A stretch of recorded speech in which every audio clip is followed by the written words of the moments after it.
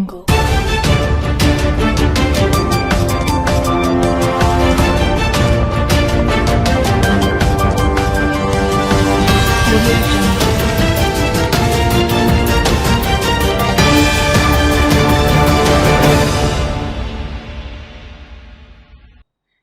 శ్వేత news కి స్వాగతం. ముందుగా ముఖ్యాంశాలు.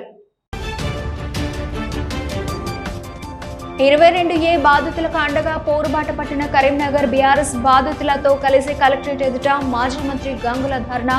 7 రోజుల్లోగా సమస్యను పరిష్కరించకపోతే చెలో సెక్రటేరియట్ చేపడతామని వార్నింగ్.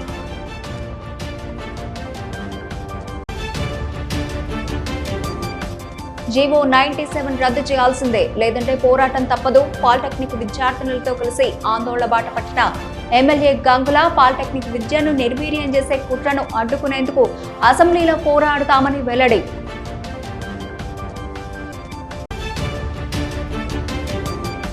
కాంగ్రెస్ ప్రభుత్వం విద్యా వ్యవస్థను నిర్వీర్యం చేస్తోంది. జగిత్యాల్లో మీడియాతో మాజీ మంత్రి కొప్పుల గురుకులాలు పాలిటెక్నిక్ విద్యను నాశనం చేసే కుట్రలు చేస్తోందని ధ్వజం.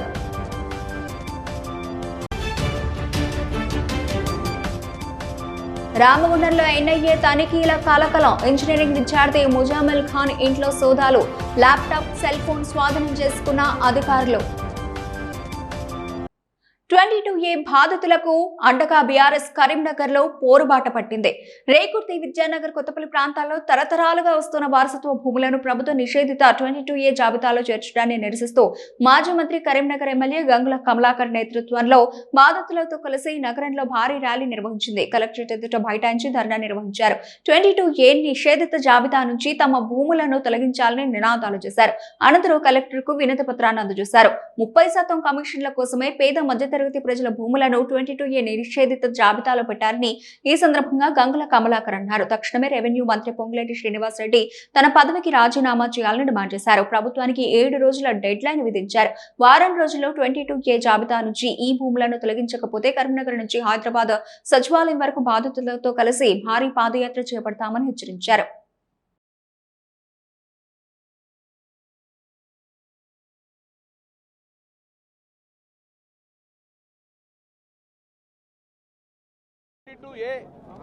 యాక్ట్ ఆఫ్ 1908 1908లో ఏర్పడ్డ చట్టము ఇది 22A. దానికి అనుగుణంగా ఏదైనా భూమి ప్రభుత్వ భూములు ఉంటే కలెక్టర్ గారు సిఫారసు చేస్తే 1908 అంటే స్వాతంత్రం రాకముందు 40 సంవత్సరం ముందు ఈ యాక్ట్ ఏర్పడ్డది. ఏదైనా ప్రభుత్వ భూములు కానీ ఏమైనా ఉంటే గిట్ట ఆ భూములన్నిటి నిషేధ జాబితాలు పెట్టాలన్నది ఒక చట్టం యొక్క ముఖ్య ఉద్దేశం. అది ఇక్కడ కరీంనగర్లో 1908 నుంచి 2023 సంవత్సరాల వరకు కూడా ఆ భూమి పట్టా భూమి. 1908 నుంచి 2023 వరకు ఈ రేకుర్తి చుట్టుపక్కల గ్రామ పంచాయతీల భూములన్నీ కూడా పట్టా భూములే ఉన్నాయి. ఇక్కడ నిషేధం జరగలేదు. కానీ కాంగ్రెస్ ప్రభుత్వం వచ్చిన తర్వాత 2023లో ఆ యొక్క గ్రామం మొత్తం కూడా ఈరోజు 22Aలా పెట్టడం జరిగింది. అంటే ఈ భూములన్నీ ప్రభుత్వ భూములు అని చెప్పేసి నిషేధిత జాబితాలో పెట్టడం జరిగింది. ఆ రేకుర్తిలో ఉన్న ఒక్క గుంట భూమి కూడా ఇప్పుడు ప్రైవేట్ భూమి కాదంటున్నారు, ప్రభుత్వ భూమి అంటున్నారు. దాని తర్వాత కొత్తపల్లి కొత్త పార్ట్, దాని తర్వాత చింతకుంటల కొత్త పార్ట్, దాని తర్వాత టౌన్లో వచ్చిన విద్యానగర్లో కొత్త పార్ట్, దాని తర్వాత ఆరపల్లిలో, దాంతోపాటు కరీంనగర్ నడిబొట్టున ఈరోజు వచ్చేసి ఈ భూములన్నీ కూడా 100 సంవత్సరాల వరకు కూడా ఇది ప్రైవేట్ భూమే. కానీ మేము వచ్చినాం కాబట్టి ఇది ప్రభుత్వ భూమి అని చెప్పేసి అన్నీ కూడా సుమారు 650 దగ్గరగా 650 ఎకరాల భూమి, 650 ఎకరాల భూమిలో సుమారు 10,000 మంది బాధితులను అందరినీ కూడా ఈరోజు 22Aలో నిషేధం చేయడం జరిగింది. దాంతో ఈ భూములన్నీ కూడా ఎవరు కొనే పరిస్థితి లేదు, అమ్మే పరిస్థితి లేదు, లోన్కి వచ్చే పరిస్థితి లేదు, హౌస్ లోన్ తీసుకున్న పరిస్థితి వచ్చలేదు. మేము ఒకటే డిమాండ్ చేస్తున్నాం, ఈరోజు ప్రభుత్వం ఆదుకోవాలి. ప్రభుత్వం పొంగులేటి శ్రీనివాసరెడ్డి గారు ఏమంటారు, ఇప్పుడు మేము వచ్చినాక ఒక్క ఎకరా భూమి కూడా మేము నిషేధ జాబితాలో పెట్టలేమని చెప్పి ఉంటారు. ఒక మంత్రిగా ఇలాంటి రాంగ్ స్టేట్మెంట్ ఇచ్చిండు. ఎందుకంటే ఈ భూములన్నీ కూడా 2023 బీఆర్ఎస్ ప్రభుత్వం ఉన్నప్పుడు ఇవన్నీ కూడా నిషేధ జాబితాలు లేవు. ఇవన్నీ కూడా అమ్ముకున్నారు, చర్యలు జరుగుతున్నాయి. ప్రతి ఒక్కరికి కూడా పర్మిషన్ ఉంది, ప్రతి ఒక్కరికి ఇళ్ళ పర్మిషన్ ఉంది, పట్టా ఉన్నది. తాత ముత్తాతలు ఇచ్చిన ఆస్తి ఇవన్నీ కూడా నిషేధ పెట్టడం వల్ల ఈరోజు రోడ్డు మీద పడే పరిస్థితి వచ్చింది. అందుకే పొంగులేటి శ్రీనివాసరెడ్డి ఒక మంత్రిగా ఏమంటాడు, అధికారులు తప్పు చేసిన అంటాడు. మరి అధికారులు తప్పు చేసిన బాధ్యత వహించేది మీరే కదా. అందుకే పొంగులేటి శ్రీనివాసరెడ్డి గారు ప్రజల్లో ప్రభుత్వం తప్పు చేసినట్టు ఫస్ట్ మీరు నైతిక బాధ్యత వహించి ఈరోజు రాజీనామా చేయాలని చెప్పి మేము ప్రధాన డిమాండ్ చేస్తున్నాం.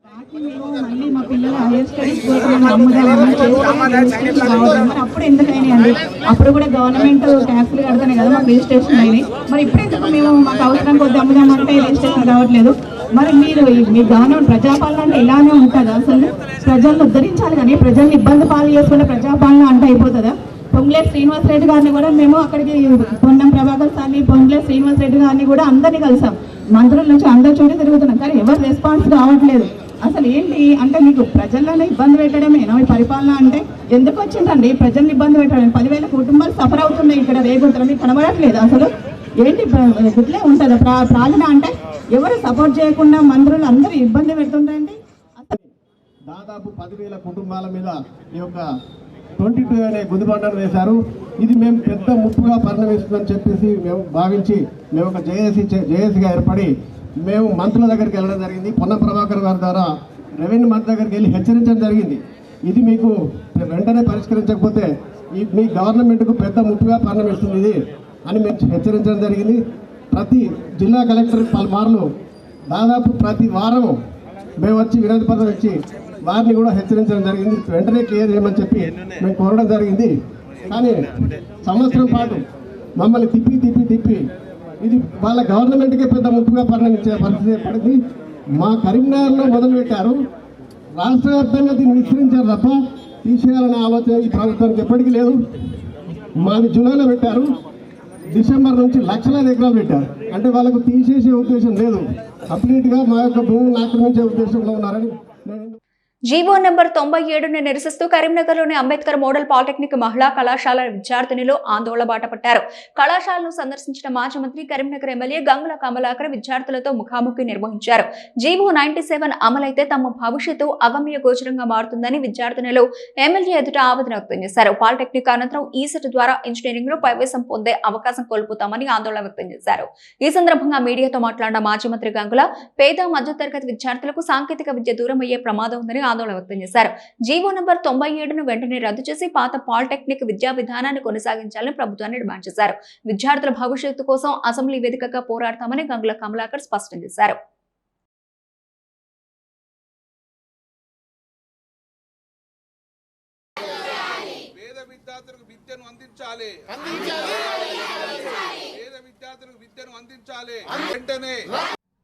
ఈరోజు తెలంగాణలో ఎక్కడ లేని విధంగా జియో 97 తీసుకురావడం జరిగింది. ఈ యొక్క పాలిటెక్నిక్ అనేది కొత్తగా స్టార్ట్ కాలే. మేము చిన్నగా ఉన్నప్పటి నుంచి పాలిటెక్నిక్ ఉన్నది. పాలిటెక్నిక్ తర్వాత ఇంజనీరింగ్ డైరెక్ట్ రావడం వలన ఇంజనీరింగ్లో అద్భుతంగా రాణించిన పిల్లలు ఉన్నారు. నేను కూడా ఇంజనీరింగ్ చేశాను. మేము 4 సంవత్సరాలు ఇంజనీరింగ్ చేసాము. కానీ పాలిటెక్నిక్ చేసిన పిల్లలు డైరెక్ట్ సెకండ్ ఇయర్ రావడం వలన చాలా అద్భుతంగా ఫలితాలు సాధించారు. ఎందుకంటే వాళ్ళకు 3 సంవత్సరాలు మంచి టెక్నికల్గా పాలిటెక్నిక్లో మొత్తం టెక్నికల్ వచ్చేస్తుంది. సో మాకన్నా ముందుగా ఇంజనీరింగ్ వెళ్ళిపోతుండే. పాలిటెక్నిక్లో ఎవరు ఎక్కువ చదువుతారు? పేద పిల్లలు చదువుతారు. ఆ పేద పిల్లలకు ప్రభుత్వం చదివిస్తుంది. పెద్ద కాలేజీలు పెట్టేసి ప్రభుత్వం చదివిస్తుంది. ఇప్పుడు జియో 97 తీసుకురావడం వలన జియో 97 తీసుకుంటే ఏంది? ఈరోజు సాంకేతిక విద్యాశాఖ మొత్తం కూడా ప్రైవేట్ పీపీపీ మోడల్ వాళ్ళకు స్కిల్ యూనివర్సిటీ కిందకి తీసుకొచ్చే పరిస్థితి వచ్చింది. అంటే పాలిటెక్నిక్ అన్ని కూడా రద్దు చేయబడ్డాయి అన్న విధంగా 97 జియో తీసుకురావడం జరిగింది. మరి వీళ్ళందరి పరిస్థితి ఏంది అంటే వీళ్ళందరూ ఇంతకుముందు ప్రభుత్వ పాఠశాల చదువుకున్న విద్యార్థులు అందరూ కూడా ఈ విద్య మొత్తం ప్రైవేటీకరణ చేసే పరిస్థితి. పీపీపీ మోడల్ అంటే అదే ప్రైవేట్ పాఠశాల ప్రోగ్రాం కిందకి వస్తే డైరెక్ట్ వీళ్ళందరూ కూడా వాళ్ళ కార్పొరేట్ స్థాయికి ఈ విద్య పోయే పరిస్థితి వచ్చింది. అంటే విద్య అనేది వీళ్ళకు మళ్ళీ అందుకునే పరిస్థితి లేదు. విద్య మొత్తం కూడా కార్పొరేట్ స్థాయికి వెళ్ళిపోతుంది. ఇప్పుడు ఉన్న పరంగా ఈ యొక్క పాలిటెక్నిక్ తీసుకుపోయి స్కిల్ యూనివర్సిటీ కలపడం ఉద్దేశం ఏంది? ఇది ఆంధ్రప్రదేశ్ రాష్ట్రంలో ఇలాంటి అనాలోచిత నిర్ణయం తీసుకున్నది. అనాలోచిత నిర్ణయం తీసుకొచ్చి సేమ్ అక్కడ శక్తి అని పెట్టేసి ఈ యొక్క పాలిటెక్నిక్ తీసుకుపోయి స్కిల్ యూనివర్సిటీ కలిపింది. అక్కడ పబ్లిక్ నుంచి రివర్సన్ కానివ్వండి, టెక్నికల్గా అది ముందుకు పోలే అని చెప్పేసి ఇమ్మీడియట్గా మన ప్రభుత్వము మొన్న 2020 సంవత్సరంలో రిటర్న్ తీసుకుంది. ఆ జియో కూడా రిటర్న్ తీసుకోవడం జరిగింది. మళ్ళీ యథావిధిగా ఆంధ్రప్రదేశ్ రాష్ట్రంలో యథావిధిగా పాలిటెక్నిక్ ఉంటుంది, స్కిల్ యూనివర్సిటీ లేదు. సో ఈరోజు కూడా మేము ప్రభుత్వం డిమాండ్ చేస్తున్నాం. కొత్తగా నేర్చుకున్నది ఏం లేదు. పాలిటెక్నిక్లో అద్భుతంగా ఫలితాలు సాధించారు. పాలిటెక్నిక్ నుంచి టెక్నికల్ పోయిన తర్వాత చాలా అద్భుతంగా వాళ్ళు ఫలితాలు చూపించారు. కాబట్టి మీరు ఇమ్మీడియట్గా ఈ జియో 97 మీరు బంద్ చేయండి, తీసి రిటర్న్ తీసుకొని యథావిధిగా పిల్లలను కొంతమంది పిల్లలు థర్డ్ ఇయర్ అవుతారు. మరి థర్డ్ ఇయర్ తర్వాత మీరు ఈ సైడ్ కూడా రాయొద్దంటే మరి మీరు భవిష్యత్తు ఏంది? పాలిటెక్నిక్ కానీ ఆపేసేయన్నా. జియో నెంబర్ 97 తీసుకురావడం వల్ల చాలా ఇబ్బందులు ఉన్నాయి. ఇలాంటి జియో తీసుకొని వచ్చిళ్ళు. ఇప్పుడు మేము డిప్లొమా ఫైనల్ ఇయర్లో ఉన్నాం. నెక్స్ట్ మరి మా ఫ్యూచర్ ఏంటిది? నెక్స్ట్ ఇప్పుడు మా పేరెంట్స్ మా మీద చాలా హోప్స్తో ఉన్నారు. ఫైనల్ ఇయర్ అయిపోద్ది, తర్వాత బీటెక్లో మంచి కాలేజ్లో సీట్ కొట్టి మంచిగా చదువుకొని మంచి జాబులు చేస్తారు, మంచిగా ఉంటారు. వాళ్ళ ఫ్యూచర్ మా ఫ్యూచర్ ఒక రేంజ్లో ఊహించుకొని పెట్టుకున్నారు. సడన్గా ఇంత పెద్ద జియో తెచ్చి మా ఫ్యూచర్ ఎటు కాకుండా స్కిల్ ఇండియా అని చెప్పేసి అందులో మెర్జ్ చేసేస్తాం. నెక్స్ట్ మీరు లేబర్స్, మీరు బీటెక్ చేయొద్దు, ఇక్కడతోటే మీ ఫ్యూచర్ ఆపేయాలి స్టడీ అని చెప్పేసి చెప్పిళ్ళు. అంటే ఇలాంటి ఒక జియో తేవడం వల్ల ఇప్పుడు ఫైనల్ ఇయర్లో ఉన్న ప్రతి ఒక్కళ్ళది ప్లస్ ఏం తెలియకుండా వచ్చి డిప్లొమా చేద్దామని జాయిన్ అయిన ఫస్ట్ ఇయర్స్కి అందరికీ ఇది ఒక పెద్ద క్వశ్చన్ మార్క్ లెక్క మిలిగింది. ఇలాంటి ఒక క్వశ్చన్ మార్క్ తెచ్చే ముందు అందరూ ఒకసారి స్టూడెంట్స్ని అడగడమైనా లేదనంటే ఒక మీటింగ్ పెట్టి ఇలాంటిది చేద్దాం అనుకుంటున్నాం అని చెప్పేసి ఒక నిర్ణయం తీసుకునే ముందు ఒక మీటింగ్ పెట్టి అందరికీ చెప్పి చేసి ఉంటే బాగుండు.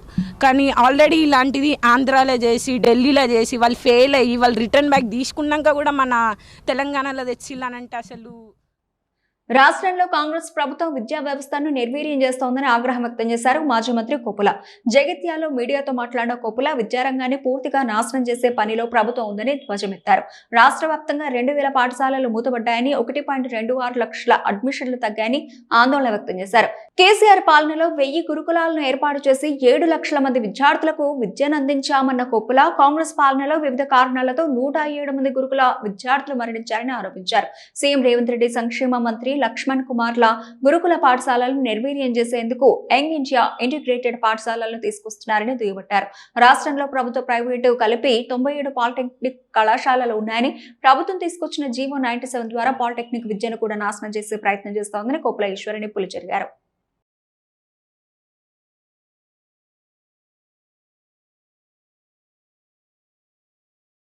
రాష్ట్రంలో కాంగ్రెస్ ప్రభుత్వం అధికారంలోకి వచ్చిన నాటి నుండి ముఖ్యమంత్రి రేవంత్ రెడ్డి అనేక ప్రజా వ్యతిరేక విధానాలను అవలంబిస్తూ చివరకు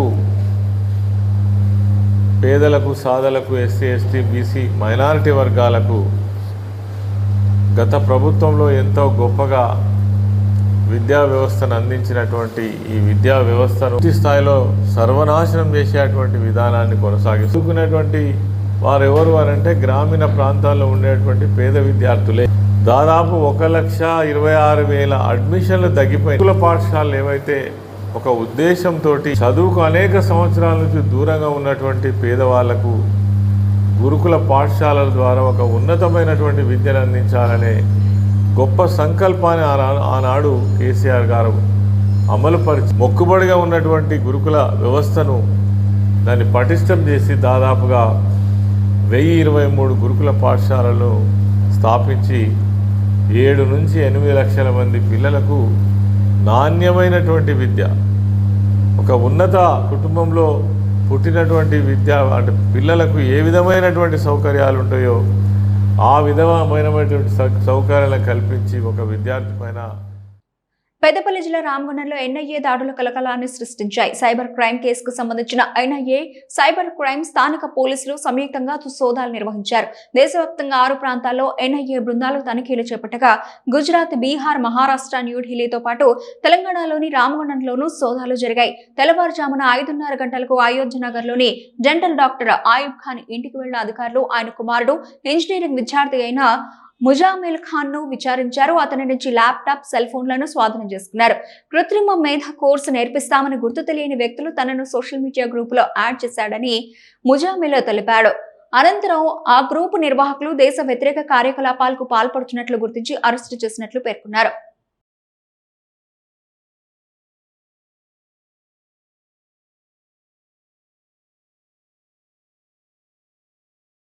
నా పేరు మొహమ్మద్ ముజమ్మిల్. 1 year బ్యాక్ ఒక గ్రూప్లో నాకు ఎవరు యాడ్ చేసిండ్రు. యాడ్ చేసిన తర్వాత వాళ్ళు ఏం చెప్పారంటే ఏఐ కోర్స్ గురించి నేర్పిస్తా అన్నారు.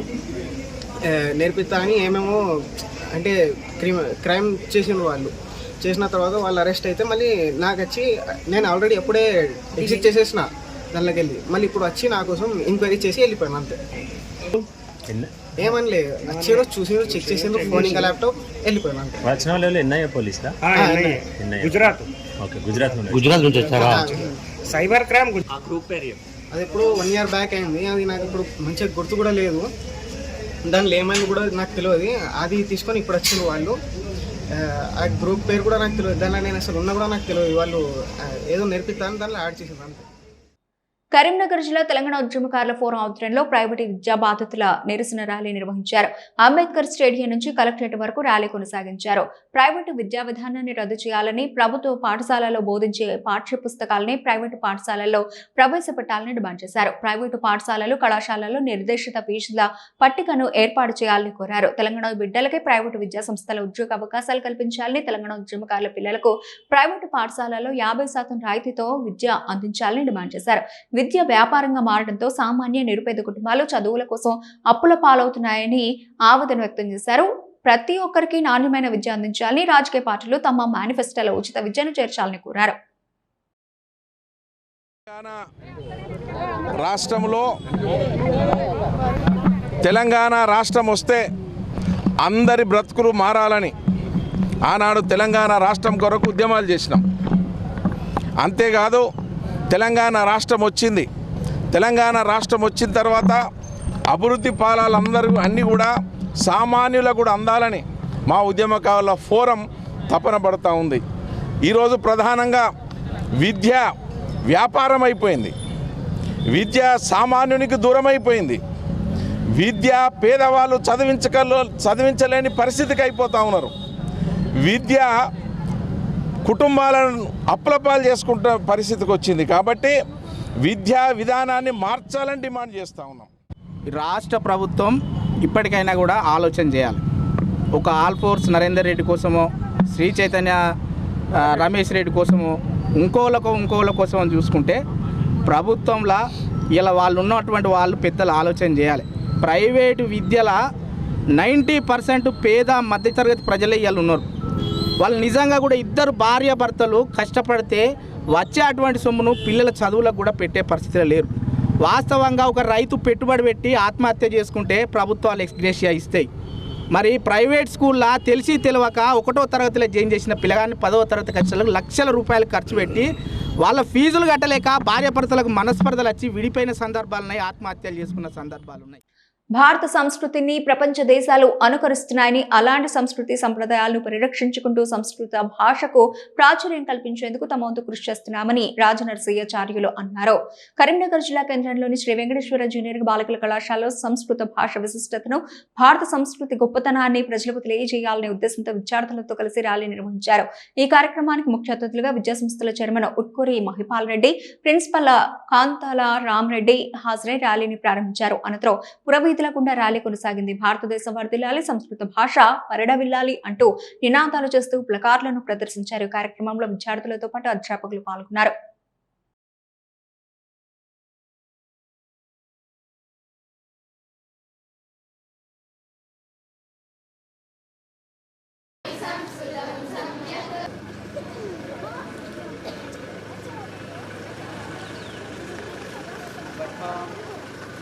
పఠామి సంస్కృతం నిత్యం. జయత భారతం, జయత సంస్కృతం, వదత సంస్కృతం, జయత భారతం, జయత సంస్కృతం, జయత సంస్కృతం, జయత భారత పరిషభూషణం. ఇక్కడ మన దేశం, మన భాష, మన సంస్కృతి, మన సంస్కారము ఇవన్నీ ఒక ప్రత్యేకమైనటువంటి ఒరవడిలో ప్రపంచానికి జగద్గురువుగా నిలిచినటువంటి దేశం మన దేశం. ఆ దేశం యొక్క సంస్కృతిని నిలబెట్టేటువంటి ఏకైక కారణం సంస్కృతం. భారతస్య ప్రతిష్ఠే సంస్కృతం సంస్కృతిస్తత అని చెప్పారు.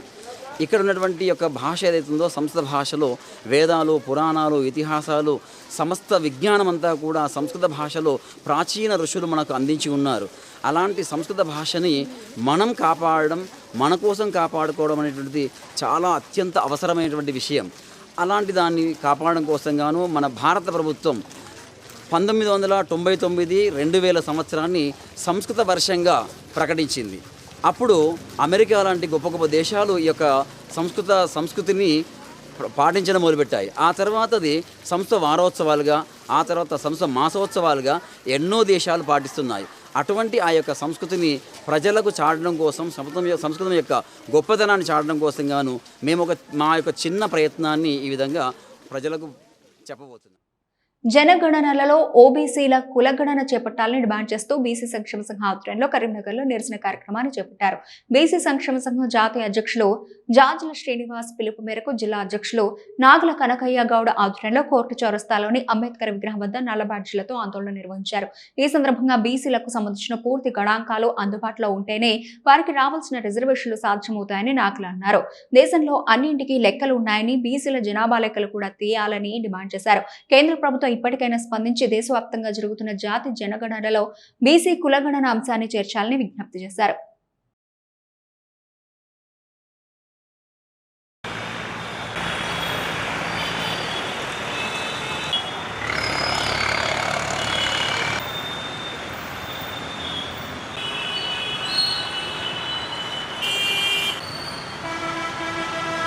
జాజుల శ్రీనివాస గౌడ్ గారి ఆదేశాల మేరకు ఈ యొక్క మా కరీంనగర్ జిల్లా బీసీ సంక్షేమ సంఘం అనుబంధ సంఘాలు ఈ నిరసన కార్యక్రమాన్ని చేపట్టడం జరిగింది కోట అంబేద్కర్ చౌరస్తాలో.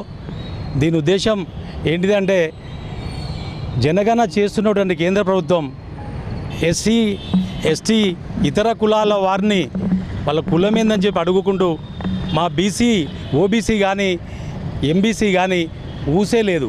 దయచేసి ఆ ఉన్న కేంద్ర ప్రభుత్వానికి చెప్తున్నాము, మా బీసీ ప్రధానమంత్రి నరేంద్ర మోడీ గారి ఉండి సుతం మాకు ఎలాంటి న్యాయం జరగడం లేదు.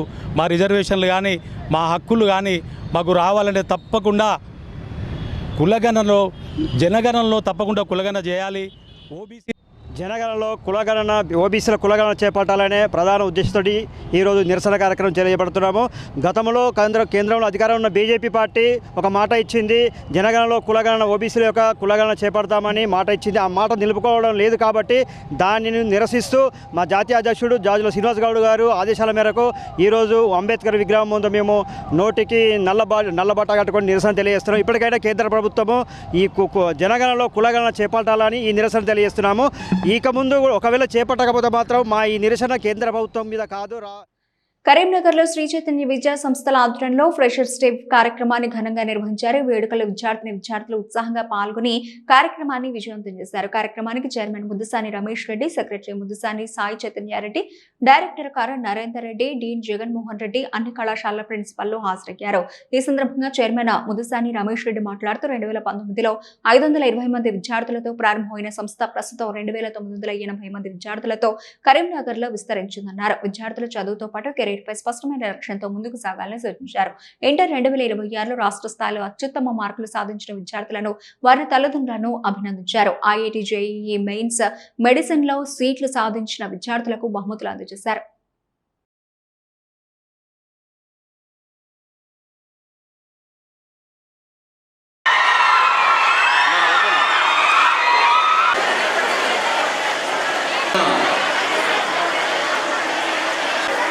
కాంతాలకు బదులుగా ప్రణవాలయ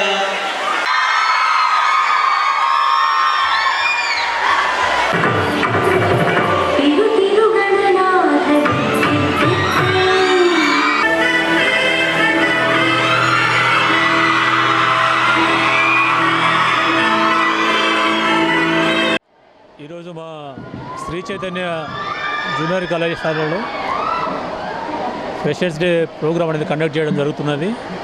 మరి ఇది గర్ల్స్ సంబంధించినటువంటి ప్రోగ్రామ్. ఎవ్రీ ఇయర్ మనం ఈ ఫ్రెషర్స్ డే అనేది కండక్ట్ చేయడం అనేది ఒక ఆనవాయితీ. మరి పిల్లలు స్కూల్ ఎడ్యుకేషన్ కంప్లీట్ చేసుకొని ఇంటర్మీడియట్లో ఎంటర్ అయిన తర్వాత వాళ్ళకి ఘన స్వాగతం ఇస్తూ మా సీనియర్ స్టూడెంట్స్ని, జూనియర్ స్టూడెంట్స్ని ఆహ్వానిస్తూ మరి పిల్లలకి ఒక ఇంటర్మీడియట్ ఎడ్యుకేషన్ అనగానే ఒక లాంటి ఒక ఫోబియా, ఒక అదర్ ఏదైనా భయాలు ఉన్నా కూడా సో ఈ ప్రోగ్రాం ద్వారా పిల్లలకి ఫ్యాకల్టీస్ మధ్యలో, వాళ్ళ సీనియర్స్ జూనియర్స్ మధ్యలో ఒక మంచి రిలేషన్స్ బిల్డ్ చేసుకోవడానికి ఇది ఒక మంచి అద్భుతమైనటువంటి అవకాశం. మరి ఎవ్రీ ఇయర్ మేము కండక్ట్ చేస్తూనే ఉన్నాం.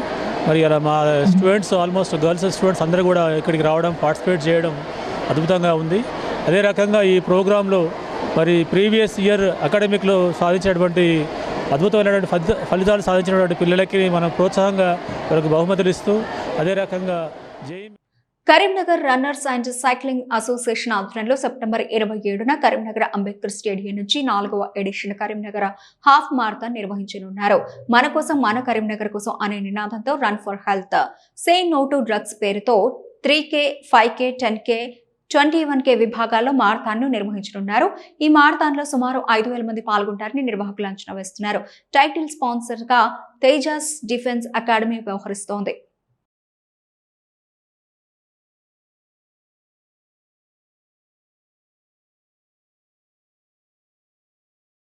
Karimnagar runners and cycling association ద్వారా ఎవ్రీ ఇయర్ జరిగే హాఫ్ మ్యారథాన్ ఈసారి 4th edition September 27th Sunday రోజు అంబేద్కర్ స్టేడియం నుంచి జరగబోతుంది.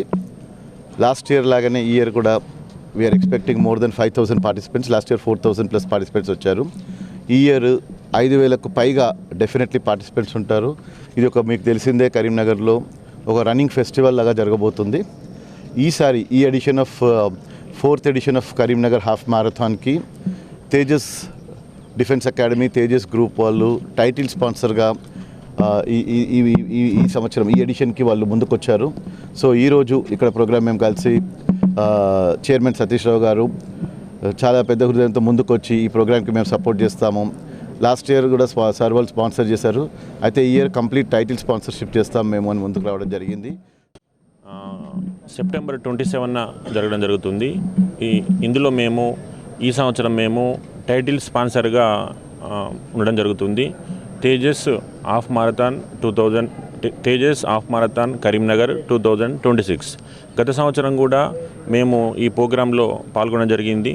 ఈ సంవత్సరం కూడా పెద్ద మొత్తంలో మా విద్యార్థులు పాల్గొననే ఉద్దేశంతో ఇందులో మేము టైటిల్ స్పాన్సర్గా ఉండడం జరిగింది. దీని ముఖ్య ఉద్దేశం ఏంటంటే రన్ ఫర్ హెల్త్ పైన హెల్త్ని జాగ్రత్తగా కాపాడుకోవాలి. అదేవిధంగా యువత కానీ సొసైటీలో అందరూ కూడా డ్రగ్స్కు బానిస కావద్దు, డ్రగ్స్కు అలవాటు కావద్దు అనే ఒక మెసేజ్తో ఈ ప్రోగ్రామ్ని ఏర్పాటు చేయడం జరుగుతుంది. దీన్ని పెద్ద మొత్తంలో సక్సెస్ చేయడానికి మా విద్యార్థులందరినీ కూడా ఇక్కడ అసెంబ్లీ చేసి అందరికీ దీని కూడా అవగాహన తీసుకురావడం జరిగింది. తప్పకుండా జగిత్యాల పట్టణంలో హాస్పిటల్ వ్యర్థాల నిర్వహణపై నిర్లక్ష్యం మరోసారి బయటపడింది. బైపాస్ రోడ్డు మోతేడౌన్ చౌరస్తా వద్ద కెనాల్పై బయోహజార్డ్ ఇన్ఫెక్షియస్ అని ముద్రించిన హాస్పిటల్ వ్యర్థాలను గుర్తులేని వ్యక్తులు పడేసి వెళ్లారు. చెత్త వేస్తే 5,000 రూపాయల జరిమానా విధిస్తామని మున్సిపల్ అధికారులు ఏర్పాటు చేసిన హెచ్చరిక బోర్డు కళ్ల ముందే ఉన్న ఈ ఘటన జరగడం చర్చనీయాంశంగా మారింది. సాధారణ చెత్తతో పాటు ప్రజల ఆరోగ్యానికి ప్రమాదకరమైన బయోమెడికల్ వ్యర్థాలు బహిరంగ ప్రదేశంలో పడేయడంపై స్థానికులు ఆగ్రహం వ్యక్తం చేస్తున్నారు. నిబంధనల ప్రకారం హాస్పిటల్ వ్యర్థాలను ప్రత్యేకంగా సేకరించి శాస్త్రీయ పద్ధతిలో నిర్మూలించాల్సి ఉండగా ఇలా నిర్లక్ష్యంగా పడేయడంపై అధికారులు చర్యలు తీసుకోవాలని కోరుతున్నారు.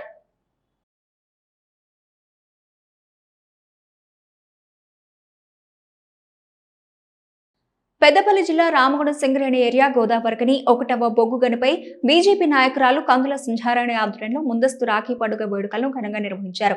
ఈ సందర్భంగా బొగ్గు గని కార్మికులకు రాఖీలు కట్టి స్వీట్లు పంపిణీ చేశారు. కార్మికులతో రాఖీ పండుగ వేడుకలను జరుపుకోవడం ఆనందంగా ఉందని సంధ్యారాణి తెలిపారు.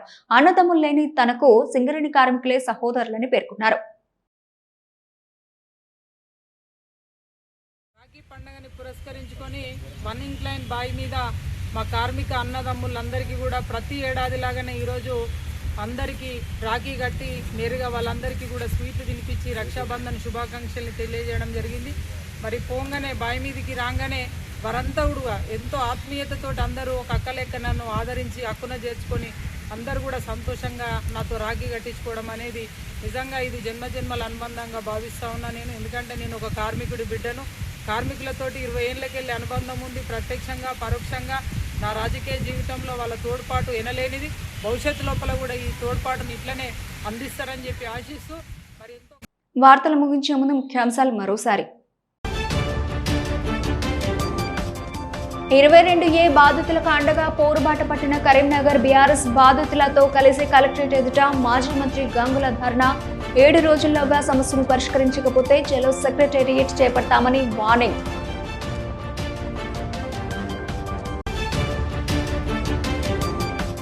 జీవో 97 రద్దు చేయాల్సిందే, లేదంటే పోరాటం తప్పదు. పాలిటెక్నిక్ విద్యార్థినులతో కలిసి ఆందోళన బాట పట్టిన ఎమ్మెల్యే గంగుల పాలిటెక్నిక్ విద్యను నిర్వీర్యం చేసే కుట్రను అడ్డుకునేందుకు అసెంబ్లీలో పోరాడుతామని వెల్లడి.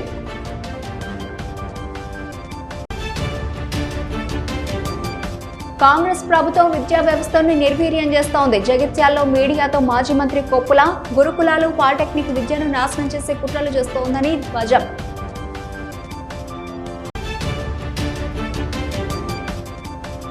రామగుండంలో ఎన్ఐఏ తనిఖీల కలకలం. ఇంజనీరింగ్ విద్యార్థి ముజామిల్ ఖాన్ ఇంట్లో సోదాలు. ల్యాప్టాప్, సెల్ ఫోన్ స్వాధీనం చేసుకున్న అధికారులు. ఇవి ఈనాటి వార్తలు. చూస్తూనే ఉండండి శ్వేత న్యూస్.